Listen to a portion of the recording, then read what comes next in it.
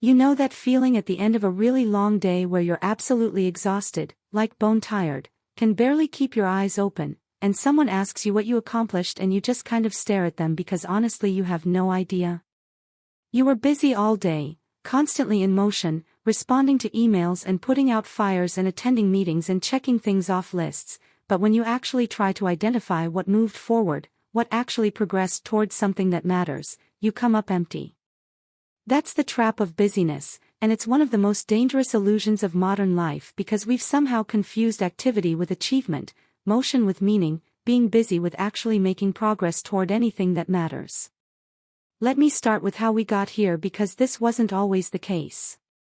Somewhere along the way, probably when we decided that productivity was the ultimate virtue and that your worth as a human being could be measured by your output, busy became a status symbol. When someone asks how you are and you say, busy, there's almost a pride in it, like you're signaling that you're important and in demand and your time is valuable. We compete over who's busier, who slept less, who has more on their plate, as if exhaustion is an achievement and having no free time makes you somehow superior. It's completely backwards, but we're all participating in it, filling every moment of our days with something, anything, because empty space feels lazy and unproductive and like we're wasting our potential. But here's what busy actually means most of the time. It means you're reacting instead of creating. It means you're responding to other people's priorities instead of pursuing your own. It means you've let your life get so fragmented into tiny tasks and obligations and distractions that you never have the sustained focus necessary to do anything meaningful. Think about your typical day. How much of it is stuff you chose to do versus stuff that just happened to you? How much of it is you actively building towards something you care about versus you just keeping up with the constant incoming tide of demands and requests and notifications?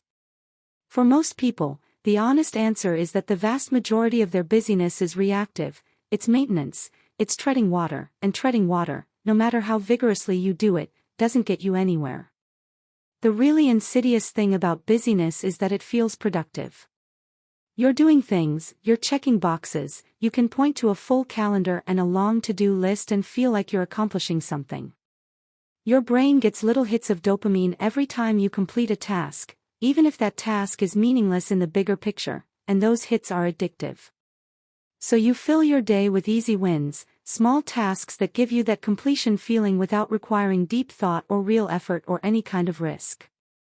You answer emails instead of working on the project that scares you. You organize your desk instead of having the difficult conversation you've been avoiding. You attend meetings that don't need you instead of taking time to think strategically about where you're actually trying to go. And at the end of the day you're exhausted and you feel like you worked hard, and you did, but you didn't move forward, you just spun your wheels really energetically. Here's a question that'll make you uncomfortable. What would happen if you stopped being busy for a week? Not if you stopped working, but if you stopped filling every minute with activity and noise and distraction. If you actually had space to think, to reflect, to ask yourself what you're doing and why you're doing it and whether any of it is taking you where you actually want to go. Most people are terrified of that space because they know what they'll find there. They'll find that a lot of what they're busy with doesn't matter. They'll find that they're running really fast on a treadmill that's not taking them anywhere they actually want to be. They'll find questions they've been avoiding about whether their life is aligned with their values, whether they're building towards something meaningful, whether they're just going through motions because it's easier than stopping to figure out what they actually want. The difference between being busy and moving forward comes down to intention and direction. Moving forward means you know where you're going, you have a destination or at least a direction, and the things you're doing are deliberately chosen because they take you closer to that place. Busy means you're just doing things, lots of things, whatever comes at you or whatever fills the time, without any real consideration of whether those things serve a larger purpose. You can be incredibly busy and move backward. You can be incredibly busy and stay exactly where you are.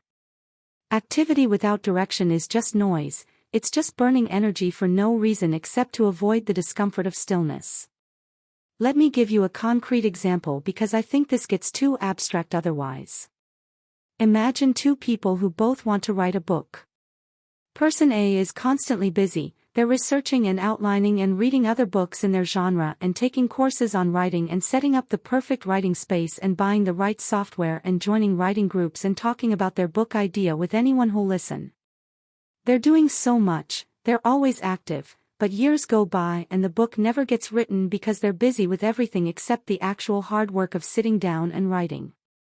Person B might look less busy from the outside. They might have big chunks of their calendar that are just blocked off as writing time where they're not responding to messages or doing anything that looks productive to someone else, but they're actually writing, they're putting words on the page, and at the end of a year they have a draft. Same goal, very different relationship with busyness, and only one of them actually moved forward. This happens in every area of life. You can be busy with your relationship, constantly planning dates and buying gifts and doing activities together, but never having real conversations or dealing with the underlying issues, and the relationship doesn't actually deepen or grow. You can be busy with your health, buying supplements and fitness equipment and meal planning apps and workout clothes, but never actually exercising consistently or changing your eating habits, and your health doesn't improve. You can be busy with your career, networking and taking courses and updating your resume and listening to podcasts about success, but never doing the uncomfortable work of actually excelling at your job or taking risks that might advance you, and your career stagnates. Busyness is often a socially acceptable form of procrastination. It's a way to feel like you're doing something while avoiding the thing that would actually make a difference. And here's another layer to this. Busyness is often a way we avoid being present in our own lives. When you're constantly rushing from one thing to the next, always focused on what's next on the list, you never have to actually be where you are. You don't have to feel your feelings, you don't have to notice what's working and what isn't, you don't have to sit with the discomfort of your current reality. Busyness is numbing, it's a way to keep yourself distracted from the fact that maybe you're not happy or maybe you're scared or maybe you don't actually know what you're doing. And our culture supports this completely. We've built entire systems around keeping people busy, around fragmenting attention, around making sure you never have enough time to think too deeply about anything. The corporate world especially loves busyness because busy employees don't ask hard questions. They don't have time to think about whether their work is meaningful or whether they're being fairly compensated or whether there might be better opportunities elsewhere. They're too busy keeping up, too exhausted to do anything but get through the day and then collapse.